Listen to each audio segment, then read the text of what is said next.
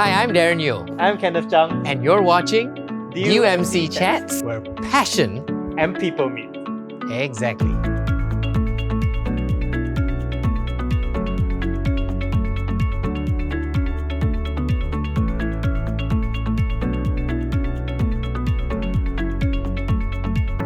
Hey Kenneth, Hey. and here we are on our first podcast, Right. and we're doing the Advent series That's for right. 2020. It used to be in hard copy format, Paper. devotional, but now we're doing it live, visual, right? Yep. Super modern, and so we're going to be talking about the Advent, which is the coming of Christ when he was born on 2,000 years ago, Right. and Christians all over the world Yep. have celebrated Advent over 4 weeks period. That's right. Leading up to Christmas, and the 4 themes were hope, peace, Joy and love. and cool, joy and love, right? Okay.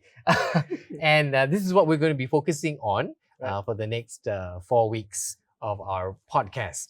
And what we're going to do is we're going to explore how people in Malaysia have embodied these different themes. Yes, and especially Malaysia. especially Malaysians, yeah. And so what we're going to do is, for this first episode, we're going to be talking about hope. That's right. And sometimes we're just unaware that Malaysians actually, they're really good at what they do. We Yeah. are really quite accomplished society in terms of helping the community. Malaysians are very generous in that sense. Really, it would amaze you. So this week, and on this program, we have actually 2 power-packed young ladies who have an NGO running, That's right. and they received awards, recognition, even from Queen of England, if I'm not wrong. That's Well, yeah, right. Queen E herself.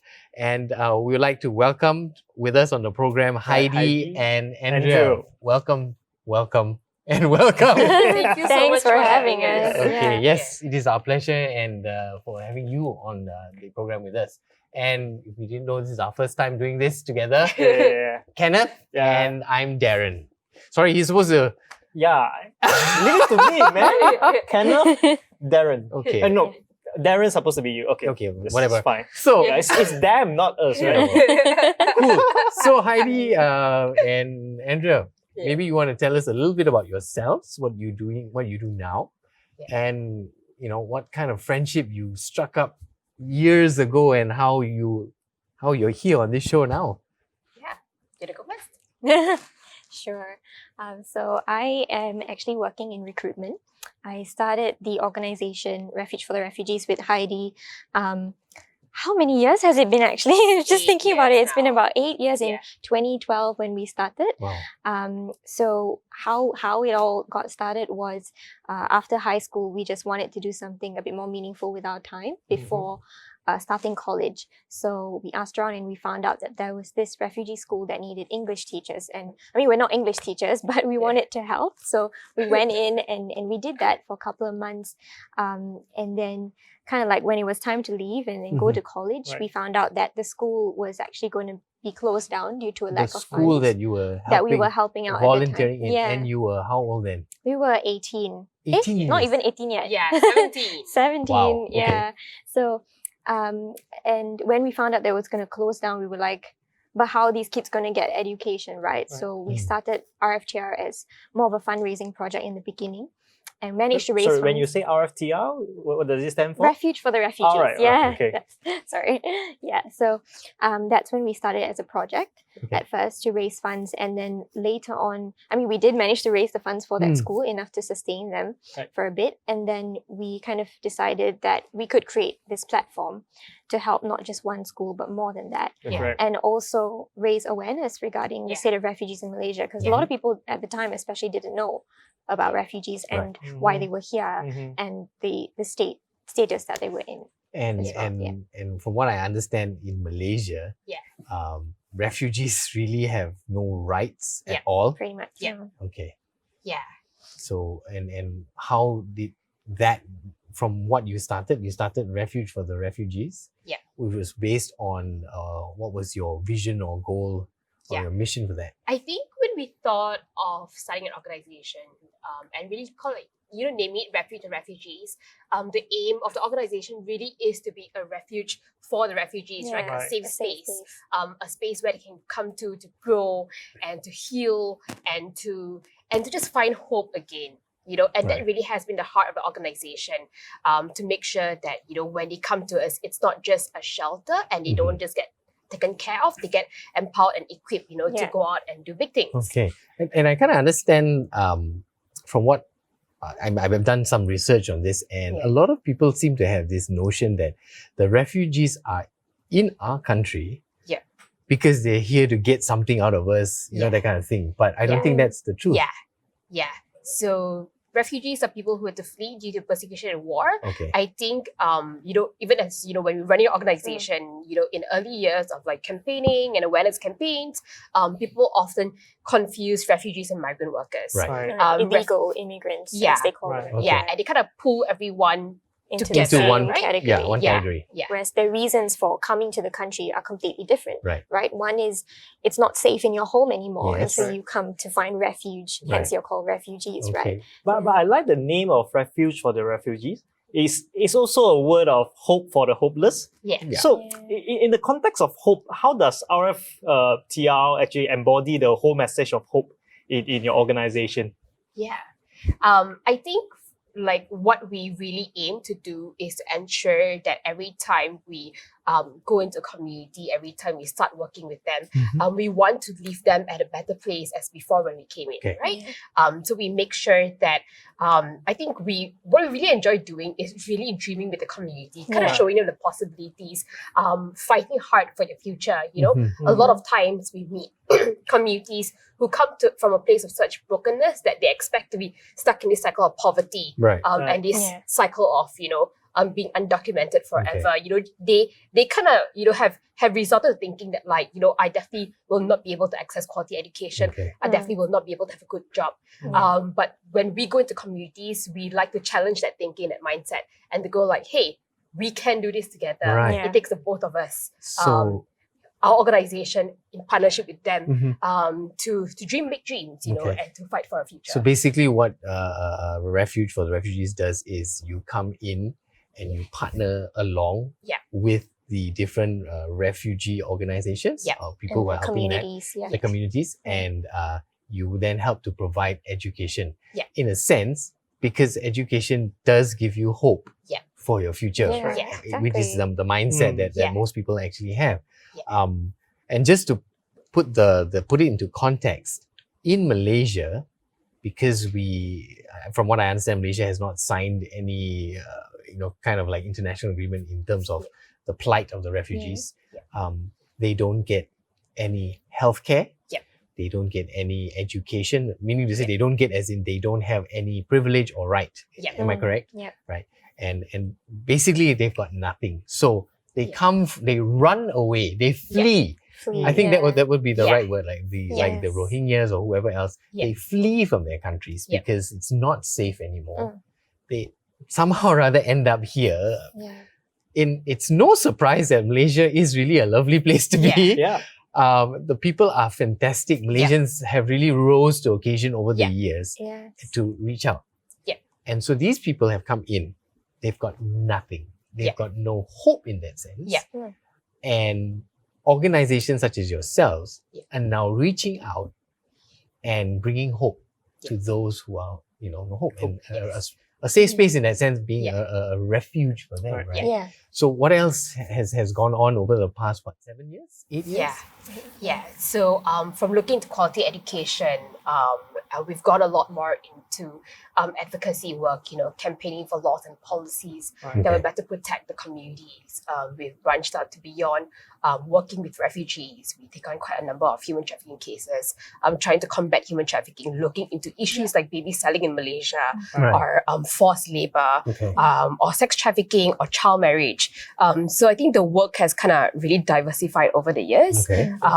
It started with education because education is really important. And I think, like, especially over the past couple of years, we've seen our kids, our first batch of kids, Right. who started with us, when they're 8, 9 years old, they're now going to college, Right. they're now Wow. going to university. Some of them are even teachers themselves. Yeah, so they were teachers Yeah. themselves, we Is that locally or back at their own country? Locally and Wow. in countries that they've been resettled Wow. to. Where they Okay. go to. So it's really powerful, right? Because we've got kids who couldn't read and write, when we first met them. Yes. Now they're in some of the top universities in the US. Yep. Yeah. And that is what, quality education does to them. Access to education, just access to hope in that sense. Mhm. And that keeps us going as well. Yeah. Like seeing all this. So we Right. think we're bringing hope to them, but then seeing them succeed as well Yeah. gives hope to us as well Right. to Yeah. continue doing what we Yeah. do.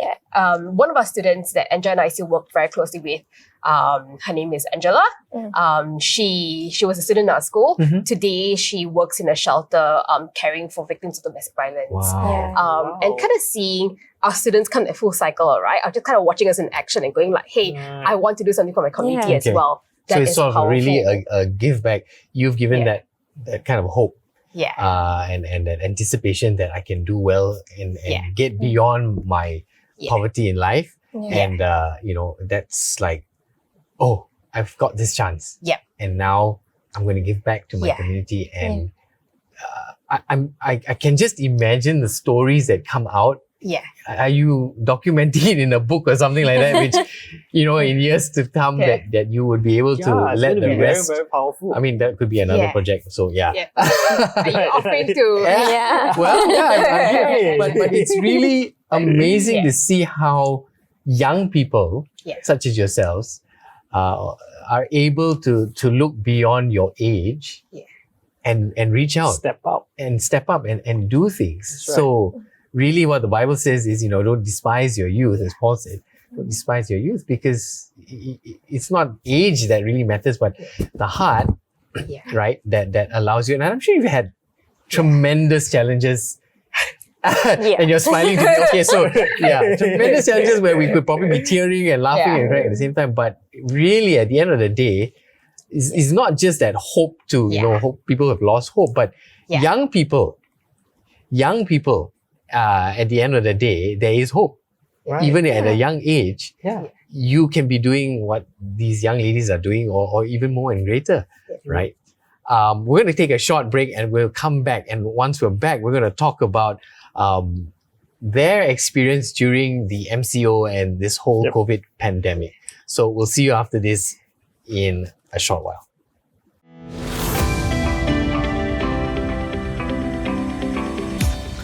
Okay, and we're back here with the co-founders of Refuge for the Refugees, Heidy and Andrea, and we're talking about hope, part of our Advent series That's right. this Christmas 2020.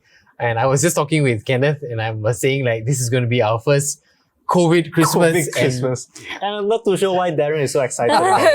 And, I mean, well, coming from the way I see it, this is actually probably the one single event that everybody globally Yeah. almost Yeah. has experienced it personally Yeah. in a sense, yeah. right? That's And it's a global event, but Yeah. it's very personal in that sense. Yeah. Right. From young right up to the old. And if I lift Yeah. up a mask and I went to Indonesia or some other country and I show you a mask and I wear and everybody, I understand. I know what happened, Yeah. right?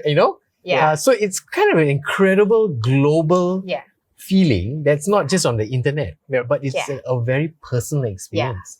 And so as part of this whole thing, we want to talk about your own experience Yeah. during this the MCO period Mm. where COVID, was really at its peak in our Right. country. What, March? Was it in March, April, that time? Yeah. So maybe you want to share with us a little Yeah. bit about what you did, what were your challenges, and how things went about. So when the pandemic first happened, a lot of our schools had to be shut down. Okay. The schools that we're supporting, and there came the struggle of how do we translate everything online, right? Keeping in mind that while a lot of us can work from home, these kids don't even have access to devices, Which is laptops and phones. so you've got this refugee community Yeah. that has no online capability Yeah. and Like then that, they don't yeah. have access to stable Wi-Fi or internet as Wow. well. A lot of times they stay in homes with like 30 other people, right? And in such a cramped environment, how do you actually do classes online? How do you do classes online? yeah. Seriously. And then when the pandemic first happened, when all of us were told to stay home and social distance and wear a mask and wash our hands, it was also realizing that these are privileges that we can have, right? The communities, struggled with it in so many different ways. They struggled with even understanding announcements, every day there was new rulings and new directives, Wow. and it was given in English and Bahasa Melayu. But a lot of these communities, English and BM are not their first language, right? Not because they don't want to, but because they can't. Yeah. So what you're saying is Yeah. that despite some of us who seem to think that these refugee people can speak Bahasa Melayu or Yeah. whatever, but they really can't, right? They can can. basics, your everyday, but Okay. not like big terminologies Yeah, in that sense. So like a few things that we started doing as an organization was, first of all, engaging with translators and interpreters within the community Okay. to make sure that announcements, core important ones, are translated, Right. not just into text, in several other languages, but over voice message as well for those that don't, are not quite literate in that Okay. sense. Wow. So we took into consideration that. Sorry, how many languages were you? did you have We to do? translated into a total of 6 to 7 languages. Yeah, 6 to 7 languages. Everything from like Burmese to Farsi to Urdu.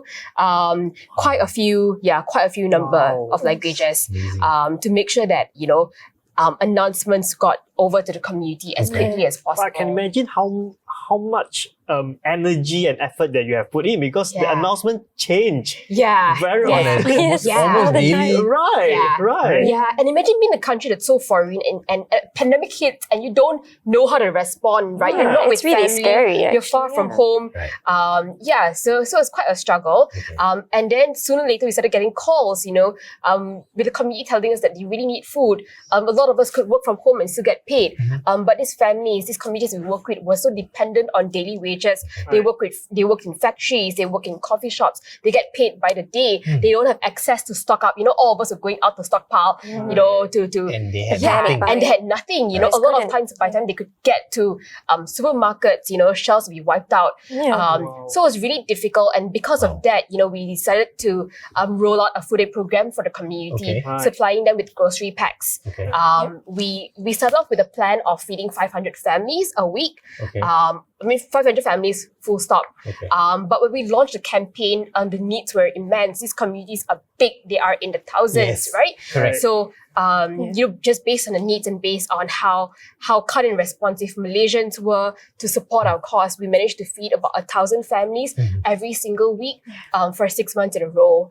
But it was also kind of constantly like both of us were just constantly challenged to be on the ground and to listen to the needs, right? And we realized that it wasn't just the communities that were really needing food. I mean, and this is not just like I think for me, for us, Right. it was really understanding what hunger was. I know, so like it's so easy for me to go like, I'm hungry, right? Yeah. But a lot of Right. times I'm actually not hungry, I'm just greedy. You're craving Like something. a lot of us Yeah. are not hungry. We're Correct. not Correct. we're greedy. I mean, we just want to eat, right? As Malaysians, it's a Yeah. pastime to eat Yeah. in that sense. So Communities when they say 5 they're meals. yeah, Yeah, for these communities when they say they're hungry, they've gone They 3, mean- 4, yeah, 5 yeah. days without food, Yeah. right? Wow. And when you choose between buying soap to wash your hands or buying just a pack of rice to eat, like you choose buying rice, because Yeah. they're at the brink of desperation. So You are saying that you start out with 500, Yeah. and incredibly, now you have reaching out to about 15,000 households? Yeah, 15,000. I think the That's- numbers are actually even higher than that. That is in the span yeah. of how many months? 6 months. Yeah, so 6 Wow. months, 1,000 families on a weekly basis throughout KL Selangor, documented, undocumented, Malaysians, migrants, local Wow. B40 communities, whoever that needs help. So, Yeah. so what you're saying is you've gone from 500, which is your original target. Yeah. It has surpassed your goal. Yeah. I think it even surpassed your expectation. Yeah. Up to 15,000 households. Yeah. And you're saying mentioned something about B40 communities. Yeah, What are our these? local. So I think when we first started out, it was because we are an organization that serves the refugee community. Right. We thought like, hey, let's help these refugee communities, right? Especially because the locals were often being served by our local adults and stuff like that. But sooner rather than we started receiving calls even from our local Malaysians, that needed help as well. Right. And we can't turn them down because they're not refugees or migrants, right? Yeah. So we decided that, you know what, we're here to help, and you're here to help everybody, anybody that needs help. Right. And so you reached out not only to the group that you are really connected with, which were the refugees, but now you're expanding this border of help to Malaysians. Yeah. And we're saying that these Malaysians are our fellow Malaysians who are in such poverty that what happened, they can't afford to feed themselves in that sense. They can't buy food. They can't buy food. A lot of times, many that we met got evicted. They got evicted during this period. Yeah, during this period, it was so bad. We saw a lot of times, the span between a family or someone filling up the form requesting for help to actually receiving help is often a 1 week turnaround. It's a 1 week turnaround, and by the time they fill up the form with this address, and we are able to deliver food on the weekends, they've been kicked out of their homes. They're now living on the streets.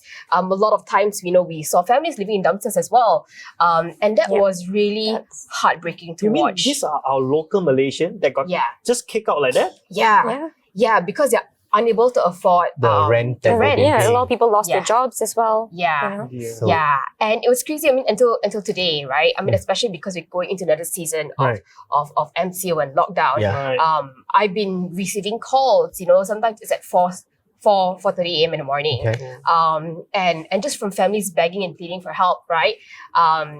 To the point that they would need to reach out to someone at 4:30 a.m. because they're so hungry and they can't sleep. And there's been just a lot to take in that sense. How does that, on two sides,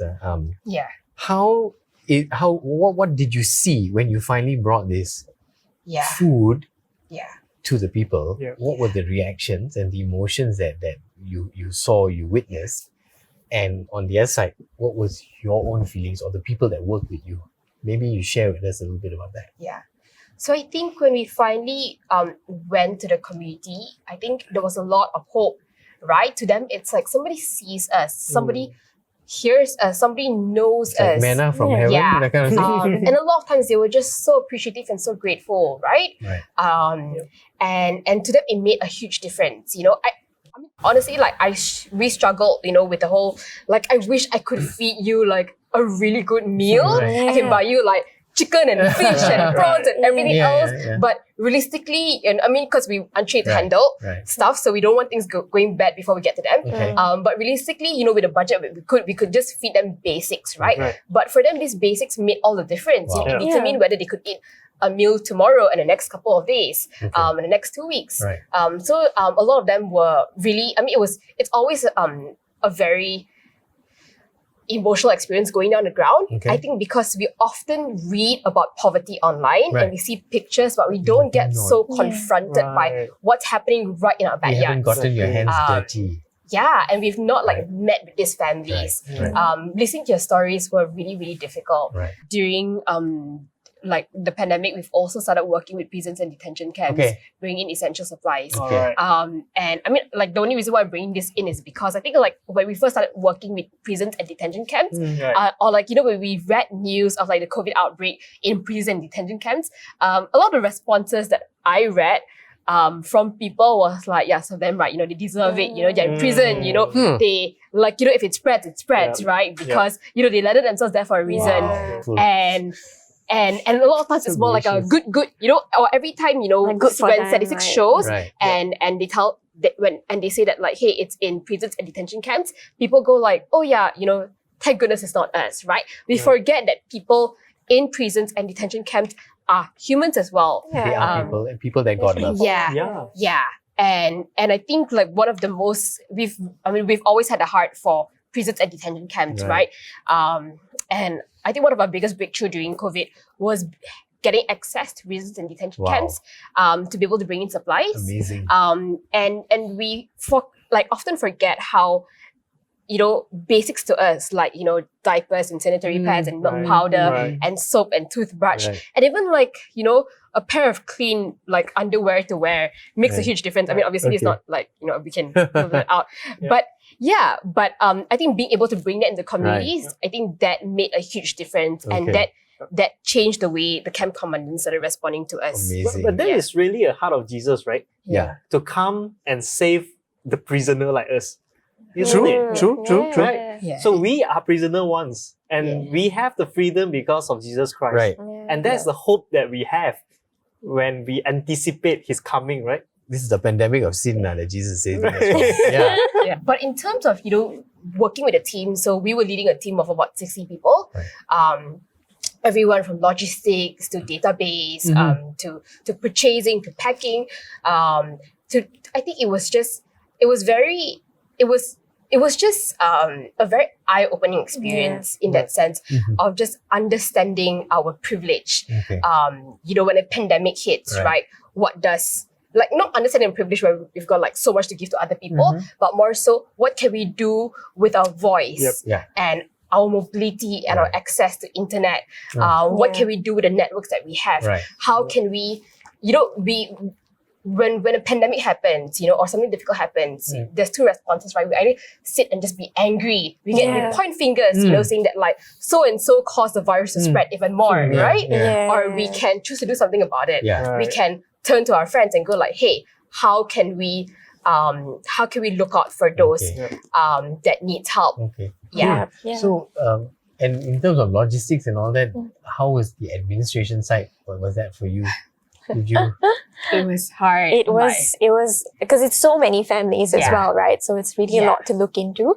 Yeah. But at the end of the day, we kept reminding ourselves like love in that sense shouldn't have conditions or criteria Yeah. in that sense. Like we just gotta go with it. And I think we're such doers in that sense, Yeah. like since the beginning as Yeah. well. I mean, in the beginning, we also didn't know what we were doing. Right? Yeah. We had no experience with this whole Yeah. pandemic as I well. don't think there's a school, No, that's oh, at pandemic. all. Yeah. Pandemic So you just school gotta or like yeah. take what you Yeah. can get and go with it, Yeah. And how was the response of the local church in that sense? I like that smile on your face. So let's go with this. Let's be real. Yeah. This is no. I mean seriously. Yeah. So here we're talking about being the Jesus Yeah. Jesus people. Yeah. Right. So I really am curious to know that. I know that Yeah. Malaysians are generous. Yeah. Yeah. They really give. Yeah. But I also feel that somehow or other Yeah. is our local church stepping up Yeah. to this in that sense. Well, at least I wouldn't want Yeah. to be blanket, but really Yeah. in your experience, Yeah. what was your experience? I honestly found it really hard. I think I went in really with the expectation to see the local church rise up. I mean, a lot of us are churchgoers, for the past 20, 30 years Right. sometimes, right? And I felt that like this pandemic was the perfect time to take all that we've absorbed over the past many years Yes. and go out and Yes. love. Give and Yes. love. Yeah. And I think we really struggled to see that during the pandemic. Right. It was a lot of times when we would reach out to churches for help. Okay. It was always, the church wanted to respond in a very specific way Yeah, like that we wouldn't need in that sense. So they Yeah. said like terms and conditions. yeah, kind of Yeah. like we want to help. What do you need? And then when Yeah. we say what we need, it's like no, we can't help in that way, but Yeah. Okay. maybe in this Right. way instead. Yeah. Which was Yeah. like, but that we don't need that. Yeah. So they had their own terms and Yeah, conditions way of how of they doing want to help. I things. think like one of during the pandemic, I got opportunity to go on a webinar, right? Right. And to address about 150 church leaders and pastors Right. across Malaysia that were Mhm. tuning in to discuss about how can a church respond in an era of coronavirus during a pandemic. Right. And it was myself and it was another speaker speaking, right? And I remember just proposing to the churches and go like, hey, what if we turn our churches into lighthouses, Okay. right? What if we open up our churches to shelter, those that have been evicted? We don't need to take in 100 people. Taking 10 people or 15 people on a premises Right. does wonders. There's so many people out on the streets struggling. So these are Right. to help the people who are yeah. homeless. They've got Yeah. nowhere to go, to be a Um, shelter for them. All right? Yeah, and I felt that if we're gonna ask how we're gonna respond, this is it. All right. It's not about increasing our cell groups or increasing number of things we You're do just online. reaching out Yeah. I to think people. we just need to reach out to Right. people and be the light and be Jesus. So what happened to that? It wasn't taken very well. Yeah. Yeah. Because what were the hesitations? I think there were concerns about like safety and security. Right. And mostly around safety and security, right? Okay. So I think that was a bit hard to process. I mean, while I understand safety and security to a certain extent, I feel that loving people doesn't need to be conditional. I mean, that's Right. something that like Andrea and I really I like what come Heidi strong said to. about loving unconditionally. Right. And that is exactly being Jesus in the community. Yeah. Right? To really come in and fit in. We were saved with no terms and Right, conditions. right. Right. That kind of Whoever thing. you are, when there's a need, I come. Yeah. Yeah. And meet the I'm need. being a Jesus to you. Yeah. I feed you, I meet you. Yeah. And I think that is very important. I can understand sometimes in our society, or maybe it's our culture, that Yeah. we're so afraid Yeah. of of the unknown, Yes. Yeah. or afraid Yes. to expand borders. And I personally admire people who I've known, pastors who just take in strangers into their house and going, my goodness, is it safe and all that? And Right. I would admit that I myself have Right. had these reservations, Right. but I think one of the things that always keeps me reminds me is like, people really don't care how much you know until they Yeah. know how much you care. Yeah. That's right. That's And very true. to be able to have an opportunity, the harvest is plentiful, Yeah. the work laborers are few, opportunity Yeah. has now been created. You've got a Yeah. pandemic, people are willing, Yeah. they're leaving their, Yeah. wherever they're coming Yeah. from. And here we have, as the church, the opportunity to Yeah. do this. Yep. That hope that Jesus embodied Yeah. Yeah. 2,000 years ago Yeah. is Yep. still very much Yeah. alive. Correct. Yeah. Yeah. And we need to bring that Yeah. to the community That's right. and break from our comfort zone. That's Yeah. right. Yeah. And we're coming to the end of our segment, and I think it's been really interesting to hear this amazing experience, and, Right. and it's been an eye opener for Yeah. both of us. What would be your words for this Christmas season? I guess word of wisdom from both of you.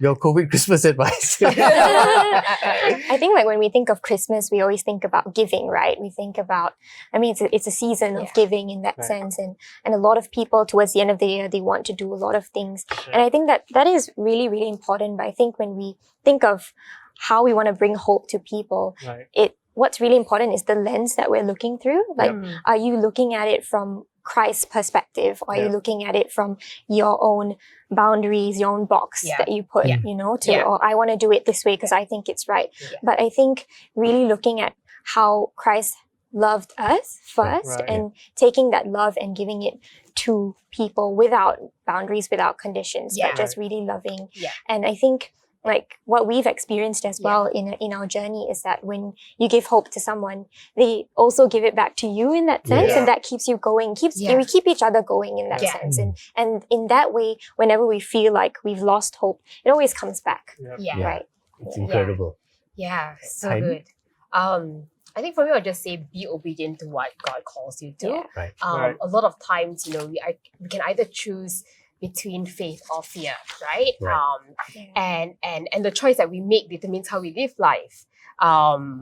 We never know what lies ahead of us, right? But God always has your back. Yeah. So I think I'll really just end by saying that like love big, love well, love Yeah. unconditionally. I mean, in today's day and age, we see people put a lot of terms and conditions to love, right?